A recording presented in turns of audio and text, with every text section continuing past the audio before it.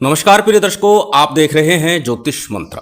प्रिय दर्शकों, आज एक तंत्र प्रयोग की चर्चा है। अविचार कर्म अगर किया गया है, अर्थात किसी ने आपके ऊपर किसी प्रकार की कोई तंत्र क्रिया की गई है, चाहे वो तंत्र क्रिया किसी भी प्रकार की हो, चाहे किसी ने मूठ चौकी छोड़ दी हो, बंधन किया गया हो, बुद्धि का हो, व्यापार का हो, लक्ष्मी का हो, पितरों का हो, अर्थात किसी भी प्रकार की अभिचार क्रिया, तंत्र क्रिया घर, परिवार, व्यापार, दुकान पर की गई है, तो उसके निवारण के लिए आज ये तंत्र प्रयोग है जो निश्चित ही पूर्णता के साथ एक बार में ही अपना प्रभाव दिखा देता है। पहले दिन जब आप ये जाप करते हैं तो उस समय आपको ही महसूस हो जाएगा कि शक्ति आपके आसपास घूम रही है। तांत्रिक मंत्र है, और जब जब तांत्रिक मंत्रों की या तंत्र की चर्चा करता हूं तो एक बात अक्सर बोलता हूं कि तांत्रिक मंत्र और तंत्र अंग्रेजी दवा की तरह कार्य करते हैं, परंतु कुछ साइड इफेक्ट लेकर के आते हैं। अब साइड इफेक्ट क्या? जब हम वैदिक मंत्र या साबर मंत्रों की बात करते हैं तो उसमें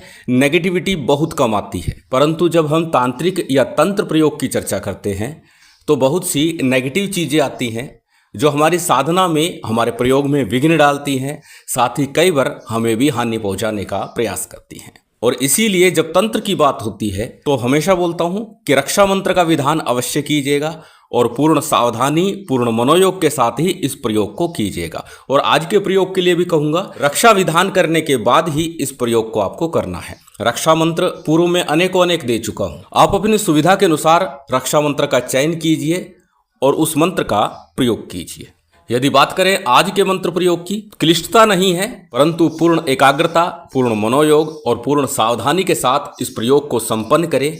किसी भी प्रकार की तंत्र क्रिया होगी वो निश्चित ही कट जाएगी, हट जाएगी, पलट जाएगी। तो चलिए अधिक विलंब न करते हुए जान लेते हैं किस प्रकार से इस तंत्र प्रयोग को संपन्न करना है, कब करना है, कैसे करना है, किस सामग्री के साथ ये प्रयोग संपन्न किया जाना है। तो सबसे पहले हमेशा की तरह फिर से बात करेंगे सामग्री की। सामग्री में सामान्य सी पूजन सामग्री, अक्षत, पुष्प, धूप, दीप, नैवेद्य, फल फूल, मिष्ठान इत्यादि, और इसके साथ में जो इस प्रयोग के लिए मुख्य है वो सामग्री, काले वस्त्र पहन करके आपको ये साधना करनी है, काली हकीक माला का प्रयोग करना है, और साथ ही काली सरसों या राई ले सकते हैं, एक जायफल, एक सुपारी, लौंग इलायची का जोड़ा, एक कमलगट्टा और एक कच्चा कोयला, लकड़ी का भुजा हुआ कोयला आपको लेना है। इस प्रयोग के लिए ये समस्त सामग्री लेकर के आपको प्रयोग आरंभ करना है। कब करना है? इस प्रयोग के लिए रविवार, मंगलवार का दिन श्रेष्ठतम होगा।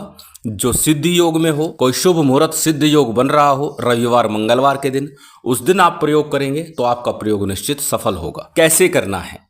रविवार, मंगलवार के दिन जिस दिन भी आप प्रयोग कर रहे हैं, अपने घर में किसी भी एकांत स्थान पर अपने सामने एक चौकी के ऊपर काला वस्त्र बिछाइए, उसके ऊपर माँ भगवती शक्ति का चित्र स्थापित कीजिए। शक्ति के रूप में दुर्गा का हो, काली का हो, माँ बगलामुखी हो, या कोई भी देवी का चित्र आपको स्थापित करना है। चित्र के समक्ष जो सरसों ली है वो रख दीजिए और उसी के ऊपर समस्त सामग्री, सुपारी, जायफल, कच्चा कोयला, कमलगट्टा इत्यादि सभी कुछ उसके ऊपर रखते चले जाइए। और साथ में देवी के बाएं हाथ की तरफ, आपके दाहिने हाथ की तरफ तेल का एक दीपक प्रज्वलित कर लीजिए। सरसों का तेल हो, तिल तेल हो, कोई भी हो, दीपक तेल का हो।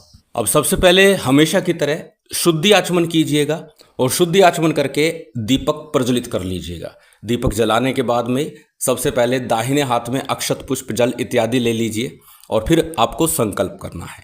अब संकल्प यहाँ पर है अविचार क्रिया को पलटने के लिए, काटने के लिए, हटाने के लिए। सबसे पहले अपना नाम बोलिए, गोत्र बोलिए, उस दिन का तिथि वार नक्षत्र बोलिए और साथ ही अपना मनोरथ बोलिए। मुझ पर, मेरे परिवार पर, व्यापार पर जो भी तंत्र है वो हट जाए, कट जाए, पलट जाए। इस प्रकार का मनोभाव रखते हुए आपको संकल्प करना है। संकल्प के उपरांत संकल्प के लिए लिया गया अक्षत, पुष्प, जल इत्यादि किसी थाली प्लेट में छोड़ दीजिए, अथवा गणेश जी का विग्रह सामने है तो वहां पर छोड़ दीजिए। इसके बाद में पंचदेवों का पूजन आपको करना है, जो अक्सर मैं बताता हूं, गणपति का, गुरु का, कुलदेव, पितृदेव, स्थान देव, इन पंचदेवों का सामान्य सा पंचोपचार रीति से जो भी सामग्री आपके पास है उससे पूजन संपन्न कर लीजिए। इसके बाद भगवान शिव का पूजन कीजिए, माँ भगवती शक्ति का पूजन कीजिए और भैरव जी का पूजन सामान्य पंचोपचार रीति से संपन्न कर लीजिए। सामान्य सा पूजन विधान है।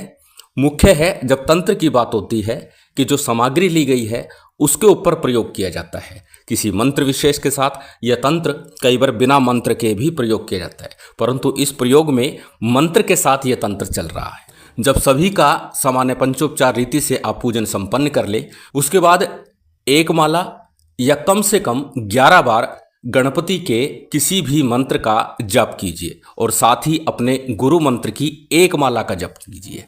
गणपति मंत्र 11 बार ही पर्याप्त होगा इस प्रयोग के लिए। गुरु मंत्र एक माला करें श्रेष्ठ होगा, अन्यथा वह भी 11 बार कर सकते हैं। गणपति मंत्र के रूप में ओम गंग गणपते नमः, ओम गणेशाय नमः, ओम वक्रतुंडाय नमः, ओम विघ्नेश्वराय नमः, जो भी नाम आप सरलता से बोल सकते हैं उसका 11 बार आपको जप करना है। इसके बाद गुरु मंत्र का जप करना है। यदि आपने गुरु दीक्षा नहीं ली तो भगवान शिव को ही हाजिर नाजिर मान करके उनके पंचाक्षरी मंत्र ओम नमः शिवाय का जप कर लीजिए। गुरु गणेश वंदन के बाद में, उनके जप के बाद में आपको आज का जो मूल मंत्र है इसका जप करना है। मंत्र अत्यंत सरल छोटा सा मंत्र है और तांत्रिक मंत्र वैसे भी बहुत अधिक बड़े विस्तारित नहीं होते। मंत्र आपकी स्क्रीन पर है, स्क्रीनशॉट ले सकते हैं, किसी कॉपी नोटबुक में नोट कर सकते हैं। मंत्र को एक बार बोल करके बता देता हूं। मंत्र इस प्रकार है, ओम क्रीम क्लीम सर्वतंत्र निवारणाय हलीम फट। ओम क्रीम क्लीम सर्वतंत्र निवारणाय हलीम फट। अत्यंत सरल मंत्र है।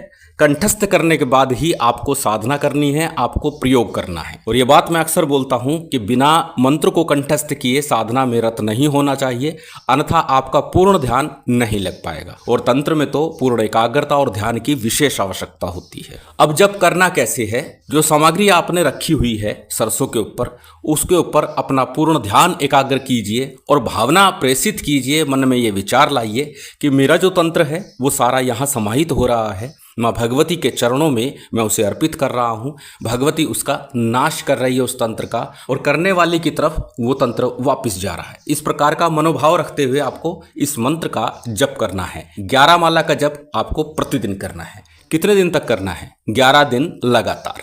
11 माला 11 दिन लगातार आपको जप करना है। जप के उपरांत में माँ भगवती शक्ति की आरती कीजिए। आरती के बाद जो भी आपने भोग नैवेद्य रखा है, चाहे मिश्री हो, बताशे हो, गुड़ हो, लौंग इलायची बताशे हो, कुछ भी हो, जो भी आपके पास है वो भोग आपको अर्पित करना है। उसके बाद जलाचमन कराइए, क्षमा प्रार्थना कीजिए, समर्पण कीजिए, आसन को प्रणाम कीजिए और उठ जाइए। इस प्रकार का ये प्रयोग 11 दिन चलेगा। 11वें दिन जब आपका प्रयोग संपन्न हो जाएगा, ये संपूर्ण सामग्री लेकर के जो आपने काले कपड़े के ऊपर रखी हुई है उसे पोटली बना लीजिए और साथ में एक नींबू आपको लेना है। लेकिन इस बात का ध्यान रखिएगा, जिस दिन ये प्रयोग आपका पूर्ण होगा 11वें दिन, उस दिन परिवार के सभी सदस्य घर में मौजूद हो।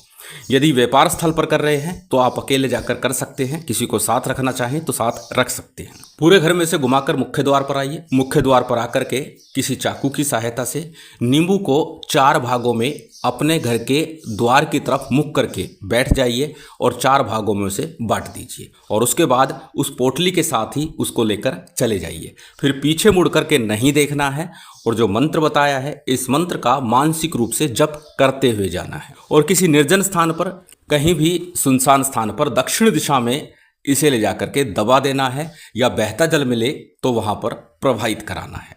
इतना भर प्रयोग है और तांत्रिक प्रयोग है, तंत्र प्रयोग है, निश्चित कार्य की सिद्धि करता है, सफलता मिलती है। अत्यंत सरल विधान है और अत्यंत सरल प्रयोग है। करके लाभ अवश्य उठाइए यदि आप तंत्र से पीड़ित है। माँ भगवती शक्ति की विशेष कृपा आप सभी को प्राप्त हो, यही कामना है। और उम्मीद करता हूँ आज की ये जानकारी, ये वीडियो आपको अच्छी लगी होगी।